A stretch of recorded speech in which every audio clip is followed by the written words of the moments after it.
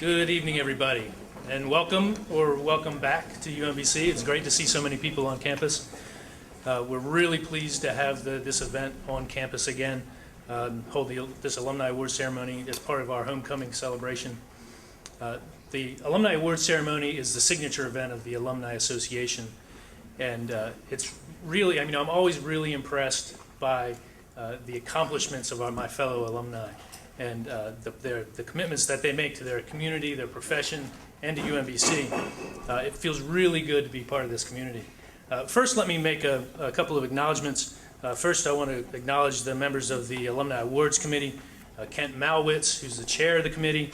All serving with him were the alumni board members, Kevin Mulrow, Irina Vishnevetsky, Crystal Watkins, who herself is a past award winner, Phil Jones, the vice president of the Alumni Association Board of Directors, Jason Chamberlain, past president of the Alumni Association Board of Directors.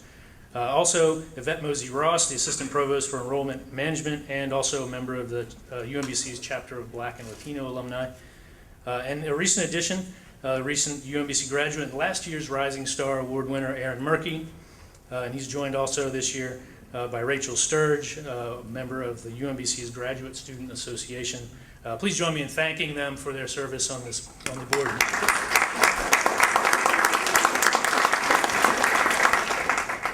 Besides the award winners previously, also would like to acknowledge the Honorable John Carden, who I haven't seen yet this evening, but he's also a past award winner. I want to thank him for coming back to us. And now it's my pleasure to introduce Dr. Freeman Hrabowski to give us some opening remarks. Thank you, Bennett, very much. Thank you.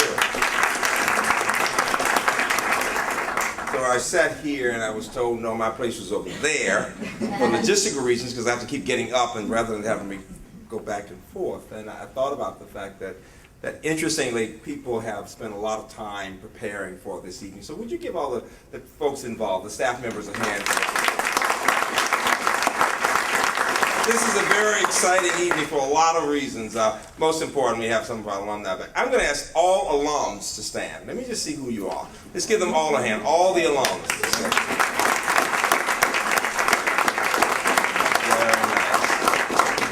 Just an amazing group of honorees and people. I saw Kara Freeman, who just went on the EDUCAUSE board. Give her a hand for that. It's a big deal. She's the CIO of ACE. Kara, there you are. Really nice. And I'm really proud. I just gotten more messages about Coffee, who is now in the faculty at Duke. Coffee, where are you? Stand up. Coffee Hrabowski, stand up. Let them see. Coffee, MD, PhD at Duke in neuroengineering. It's really nice. It really is. And there's so many more. What I want you to think about is this, all of you, that the reason we're getting such incredible recognition from around the country is that our students are doing so well, that the research is coming out in different parts of the campus. It wouldn't be happening if it were not, quite frankly, for the faculty. Any faculty members, please stand. Let me see the faculty, professors in there. Give them all a hand, would you please?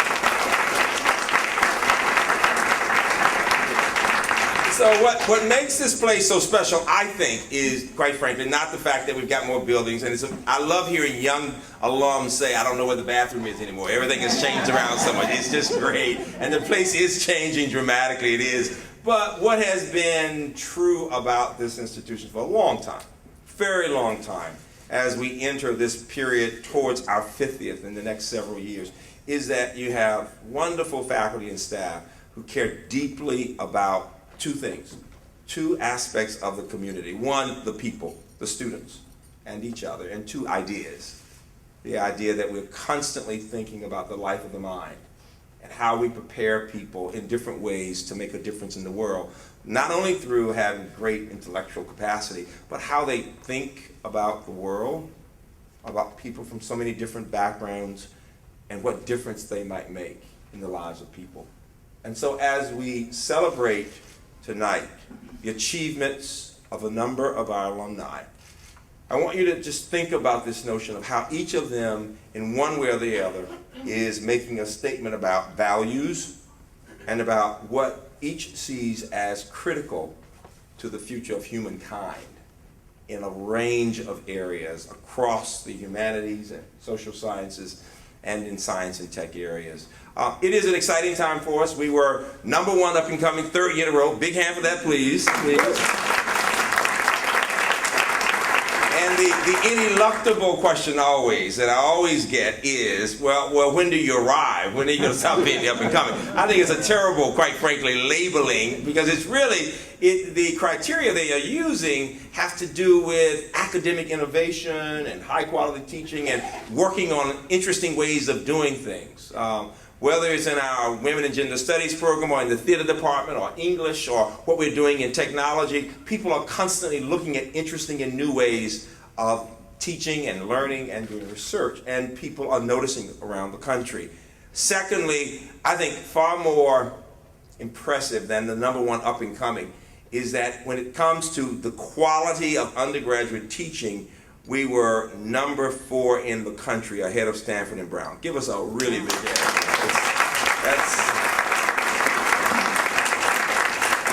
And it's the product that makes the difference, and you see it in many ways. 2 very quick stories, and some of you have heard me tell these. I got a call from the president of the University of Pennsylvania's office saying, look at the website for the Penn Law Review, and the editor, it turns out, had just been appointed, had just gotten the most coveted clerkship in the country with the Supreme Court with Chief Justice Roberts. And I'm wondering, why is Amy Gutman suggesting that I look at this? And the next paragraph says, a graduate of UMBC, Christopher DePompeo, best in his class, editor of the Penn Law Review, and now clerking for the Chief of Supreme Court. Give him a big hand, would you please?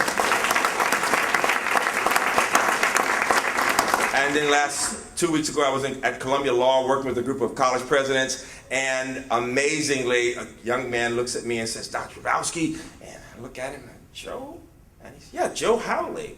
And I'm trying to remember, put it in perspective, and he says, I graduated from UMBC, I went to St. Andrews, having graduated from Ancient Studies, and now I'm an assistant professor at Columbia in the classics. And all these liberal arts college presidents said, Freeman, you have no shame. How much did you pay this man to say this, right? I said, this is too good to be a lie. It's got to be the truth, and it is the truth. And again, just the strength, if you think about it, of the humanities, broadly the liberal arts here at the university. And so everyone here has a reason to celebrate tonight. This is about community. It's about achieving goals that people set years ago. Chancellor Kuhn just died a couple of years ago. Some of you know the first president. This library is named after him.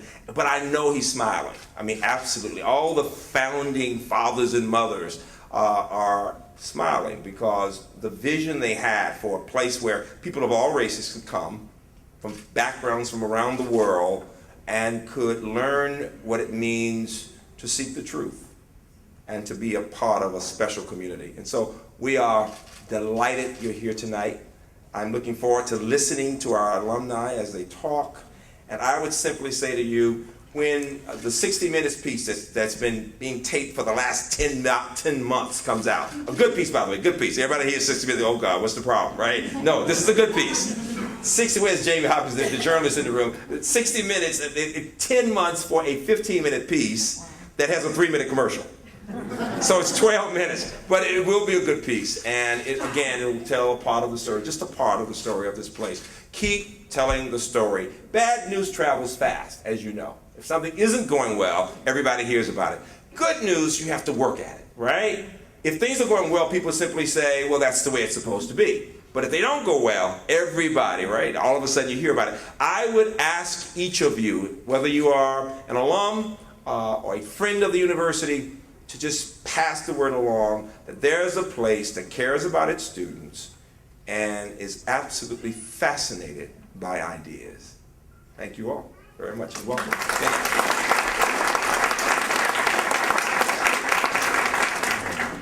you.